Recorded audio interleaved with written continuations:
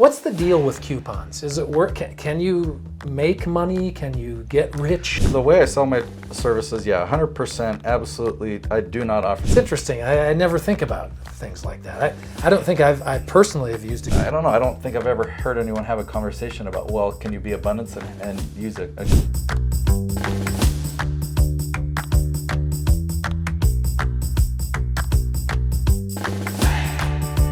There was a movie on Netflix or one of them recently called The Coupon Queens or Queens of something, where these women got busted for making all of these fake coupons. Oh boy. And then selling the coupons to people because Like then a counterfeit ring. Yeah, that's exactly what it was. What's the deal with coupons? Is it work? Can you make money? Can you get rich? Well, so my philosophy on coupons is really changed. I used to love to get a good deal and whatnot, but if you're thinking about how can I spend less, you're kind of focusing on scarcity and lack. It's like I've only got a finite amount of money, and so if I use a coupon, I could stretch that money a little bit further.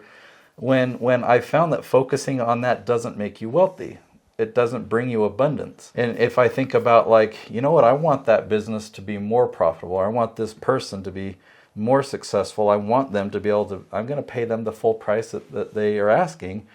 That's an abundance. Like they're giving me value. I'm going to give them value. And I know that I've got more coming in. It's a kind of a mindset shift. You hear a lot of conversations about the abundance mindset versus the scarcity. Right.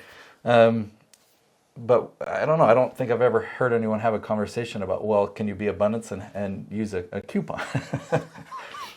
It's interesting. I never think about things like that. I don't think I personally have used a coupon in a long, Arctic Circle. It's a hamburger joint, you know. Think about bargaining or haggling or something, trying Right. to get price down or trying to get a deal. It's like, when people want a discount from me, it's like, it really turns me off. I don't even know if I want to work with them because I'm like, really, that's what you're focused on? You don't value my service. You think my service is worth less, and I certainly don't want to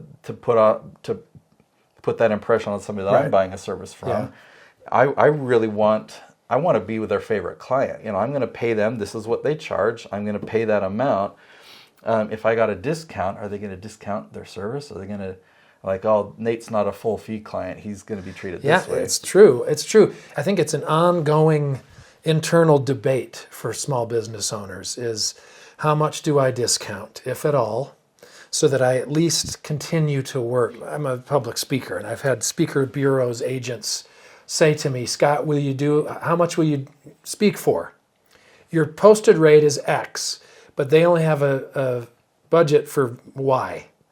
And I almost always say, well, I really want to get X. I want my X. And they'll say, do you want to speak at full fees or do you want to speak? And so part of me says, well, to your point, I want to speak at full fee every time, but I also want to be speaking. And if that's all they have, but then like you say, once I accept that amount, and I always have to tell them, please don't tell anybody that you paid this much for me.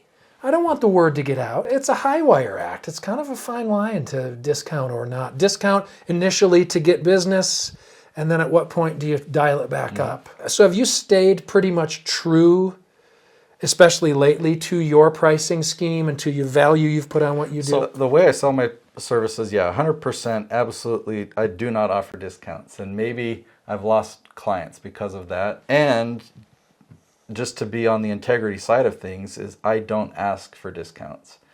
I wish everyone would do that. Maybe that's why I want to talk about it in this episode. I don't know. I feel like if you really want to live in a place of abundance, that you don't need to get a discount. Yeah. Well, no, but the way you're saying it makes sense. It's sort of reciprocal. At least one person in the world is saying, I don't give discounts and I won't take discounts. And if everyone were like that, then we'd all be broke. I mean, think about when you've been on a vacation to Mexico or to the Philippines, and there's a street vendor that wants to sell you something. It's like in the past, I would have wanted to bargain that down. Oh, I got it. They started here and I got them way down. But then I look at what's their lifestyle like compared to my abundance and blessings now. what if I paid full price? They're going to go home. I got full price. I sold this. It will be the first time ever. Yeah. In their And just- lives. When people are willing to give value, I really do. I really do value that and see their effort, and I think people should be rewarded. Well, you've heard. This is your number one client right here for anything that you've got. Right. Uh-oh, now people are going to raise their prices. So I'm before saying, give calling Nate a call. And I want to give you my book. Now, what this book is, it's a hero's guide to influence on YouTube. I packed in here all of my strategies that I've used on over 50 different YouTube channels to leverage YouTube to generate leads for their business. And we're talking to the tune of 7 and 8 figures per year in their business just from YouTube leads. So if you'd like to learn how to do that, this is my gift to you as long as you cover the shipping cost. Go to natesyoutubebook.com, and that's my gift to you.